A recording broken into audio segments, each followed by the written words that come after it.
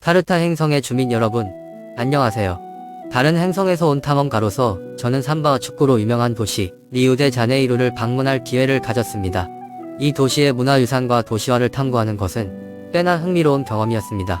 리우데자네이루의 역사는 브라질의 노예 역사와 깊이 얽혀 있습니다. 이 도시는 노예 무역의 중심지였으며 가장 상징적인 건물 중 상당수는 노예로 팔려온 아프리카계 사람들이 지은 것입니다. 이 도시의 역사에서 중요한 인물 중 한 명은 노예제 폐지 운동가인 호아킴 나부코입니다. 나부코는 1888년부터 시작된 브라질의 점진적인 노예제 폐지에 중요한 역할을 했습니다. 나부코는 또한 중요한 정치인이었으며 브라질 독립운동에서 중요한 역할을 담당했습니다. 리우데자네이루는 상상대조의 도시였습니다. 부유층의 호화로운 저택부터 빈민가까지 이 도시의 도시화는 다양한 요인에 의해 형성되었습니다. 가장 중요한 것 중 하나는 20세기 초에 아베니다 센트럴이 건설된 것입니다. 인상적인 건물이 늘어선 이 넓은 길은 도시를 현대화하고 유럽풍으로 만들기 위한 것이었습니다. 그러나 많은 역사적인 건물이 파괴되고 수천 명의 가족이 이주해야 했습니다. 오늘날 아베니다 센트럴은 아베니다 리오 브랑코로 알려져 있으며 도시의 주요 도로 중 하나입니다. 리우데자네이루의 문화유산과 도시화를 탐구하면서 저는 이 도시가 오늘날의 모습을 갖추기까지 어떤 여정을 걸어왔는지에 대해 놀라움을 금치 못했습니다. 리우데자네이루의 도시화를 이끈 요인은 인구 변화, 경제 성장, 정치적 변화 등 여러 가지가 있습니다. 이러한 요인들의 영향은 시간이 지남에 따라 도시의 풍경과 인구 분포에 상당한 변화를 가져왔습니다. 가장 눈에 띄는 변화 중 하나는 사람들이 도시를 더 쉽게 이동할 수 있게 해준 교통 시스템의 발전이었습니다. 또 다른 중요한 요인은 도시 인구의 급격한 증가를 관리하기 위해 시행된 주택 정책이었습니다. 이러한 정책이 없었다면 도시의 인프라는 사람들의 요구를 따라잡기 어려웠을 것입니다. 이러한 모든 요인이 오늘날 리우데자네이루에서 눈에 띄는 도시 성장과 발전에 기여했습니다. 리우데자네이루의 도시화 여정은 인구 변화와 경제 확장으로 인해 도시가 크게 성장한 20세기 초에 시작되었습니다. 기차 및 트램 시스템의 개발과 같은 교통 인프라의 개선으로 사람들은 도시를 더 쉽게 이동할 수 있게 되었습니다. 이로 인해 새로운 지역이 생겨나고 더욱 다양한 인구가 유입되었습니다. 도시 인구가 계속 증가함에 따라 정부는 도시 주민들에게 저렴한 주택 옵션을 제공하기 위한 주택 정책을 시행하기 시작했습니다. 이러한 정책은 도시의 성장을 관리하고 인프라가 시민들의 요구를 따라갈 수 있도록 하는 데 중요한 역할을 했습니다. 20세기 중반까지 리우데자네이루는 계속해서 도시 성장과 발전을 거듭했습니다. 도시 경제는 호황을 누리고 있었고 증가하는 인구를 수용하기 위한 주요 인프라 프로젝트가 진행 중이었습니다. 새로운 지역이 조성되고 기존 지역이 확장되었습니다. 현대적인 고층 건물이 들어서면서 도시의 스카이라인이 극적으로 바뀌었고 해변가는 인기 있는 관광지로 탈바꿈했습니다. 그러나 이러한 성공에도 불구하고 도시는 빈곤, 범죄, 불평등과 같은 중대한 도전에 직면했습니다. 이러한 문제를 해결하는 것이 세기 후반 정부의 주요 우선 과제가 되었습니다. 리우데자네이루의 문화유산과 건축물은 복잡하고 매혹적인 주제입니다. 이 도시는 활기찬 카니발 축제와 구세주 그리스도 동상과 같은 문화적 랜드마크로 유명합니다. 리우데자네이루의 건축물은 식민지 시대의 건물, 모더니즘 건축물, 빈민가가 어우러져 인상적입니다. 하지만 빠르게 변화하는 도시 환경에서 이러한 건축물을 보존하고 적응시키는 데는 많은 어려움이 있습니다.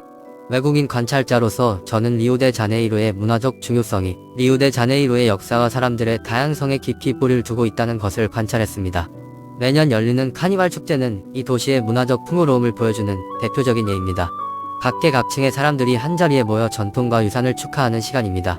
카니발의 에너지와 활기는 정말 놀랍고 카니발이 리우데자네이루의 문화적 정체성에서 중요한 부분을 차지하는 이유를 쉽게 알 수 있습니다. 리우데자네이루의 건축물도 마찬가지로 매혹적입니다. 칸델라리아 교회와 시립극장 같은 식민지 시대 건물은 이 도시의 풍부한 역사를 증명하는 증거입니다. 니테로이 현대미술관과 내일의 박물관과 같은 모더니스트 건축물은 혁신적이고 미래지향적인 리우데자네이루의 성격을 반영합니다.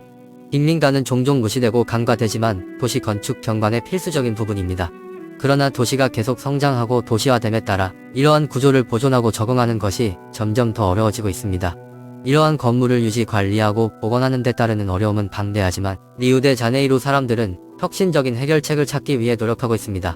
리우데자네이루 사람들은 도시의 문화유산을 존중하는 새로운 건축물을 짓거나 적응형으로 재사용하는 등 역사와 전통을 보존하기 위해 최선을 다하고 있습니다. 리우데자네이루의 식민지 시대 건물은 이 도시의 풍부한 역사를 증명하는 증거입니다. 16세기로 거슬러 올라가는 이 건축물들은 브라질의 식민지 시대 과거를 상기시켜줍니다. 18세기에 지어진 칸델라리아 교회는 리우데자네이루에서 식민지 시대 건축물의 가장 상징적인 예 중 하나입니다. 외국인 관찰자로서 저는 이 건물들이 역사적 중요성뿐만 아니라 문화적 가치도 중요하다는 것을 알았습니다. 이 건물들은 리우데자네이루의 정체성을 상징하는 동시에 시민들의 자부심의 원천이기도 합니다. 하지만 급변하는 도시 환경에서 이러한 건축물을 보존하는 데는 많은 어려움이 있습니다. 습한 기후와 바다와 인접한 도시 특성으로 인해 건물 유지 관리가 어렵고 많은 건물이 파손된 상태입니다. 이러한 어려움에도 불구하고 리우데자네이루 시민들은 역사와 전통을 보존하기 위해 최선을 다하고 있습니다. 20세기 초에 지어진 시립극장의 복원은 이러한 노력의 대표적인 예입니다. 2008년에 시작된 이 복원 프로젝트는 극장을 과거의 영광으로 복원하고 문화 행사와 공연을 위한 공간을 만드는 것을 목표로 했습니다. 식민지 시대 건물의 복원은 리우데자네이루가 직면한 과제의 한 예에 불과합니다. 모더니즘 건축물을 보존하고 개조하는 것도 또 다른 과제입니다. 리우데자네이루의 모더니즘 건축물은 혁신적이고 미래지향적인 도시의 성격을 반영합니다. 20세기 중반으로 거슬러 올라가는 이 건물들은 수세기 동안 도시를 지배했던 식민지 시대의 건축 양식에서 벗어난 것입니다. 브라질의 유명한 건축가 오스카 니마이어가 설계한 니테로이 현대미술관은 리우데자네이루에서 모더니즘 건축의 가장 상징적인 사례 중 하나입니다. 외국인 관찰자로서 저는 이 모더니즘 건축물이 건축적 가치뿐만 아니라 문화적 의미도 중요하다는 것을 관찰했습니다. 이 건물들은 리우데자네이루에 널리 퍼져 있는 혁신과 창의성의 정신을 표현하고 있습니다. 하지만 급변하는 도시 환경에서 이러한 건축물을 보존하고 개조하는 것은 쉽지 않은 작업입니다. 2015년에 지어진 내일의 박물관은 모더니즘 건축물을 보존하는 것이 얼마나 어려운지를 보여주는 대표적인 예입니다. 이 건물은 환경적으로 지속 가능하고 주변 경관과 자연스럽게 어우러지도록 설계되었습니다. 하지만 습한 기후와 바다에 인접한 지리적 특성으로 인해 건물의 독특한 외관을 유지하기가 어려웠습니다. 모더니즘 건축물을 보존하는 문제는 리우데자네이루의 건축물을 급변하는 도시 환경에 적응시켜야 하는 더 큰 과제의 일부에 불과합니다. 리우데자네이루의 빈민가는 도시 건축 경관에서 빼놓을 수 없는 부분입니다. 수백만 명의 사람들이 살고 있는 이 비공식 거주지는 리우데자네이루의 회복력과 적응력을 보여주는 증거입니다. 종종 무시되고 간과되지만 빈민가는 리우데자네이루의 활기차고 역동적인 문화 구조의 일부입니다. 외국인 관찰자로서 저는 빈민가가 문화적 가치뿐만 아니라 사회적 중요성에서도 중요하다는 것을 관찰했습니다. 빈민가는 도시의 다양성과 주민들의 소환을 상징하는 곳이기 때문입니다. 하지만 빈민가에서 생활하는 데 따르는 어려움은 엄청납니다.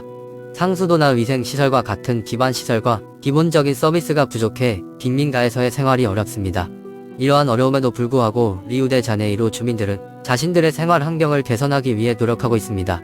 파벨라 바이로 프로그램과 같은 커뮤니티 기반 조직이 생겨나면서 빈민가에 기본적인 서비스를 제공하는 데 도움이 되었습니다. 1990년대 후반에 시작된 이 프로그램은 상수도 및 위생시설과 같은 기본적인 서비스를 제공하여 빈민가 주민들의 생활 환경을 개선하는 것을 목표로 했습니다. 리우데자네이루의 빈민가는 도시의 회복력과 적응력을 보여주는 증거입니다. 빈민가는 리우데자네이루의 문화유산에서 빼놓을 수 없는 부분이자 주민들의 자부심의 원천입니다. 리우데자네이루의 문화유산과 도시화에 대한 저의 여행이 흥미로웠다면 좋아요를 누르고 구독을 눌러주셔서 더 많은 모험을 함께 할 수 있도록 해주세요. 의견이나 피드백이 있으시면 댓글로 알려주세요.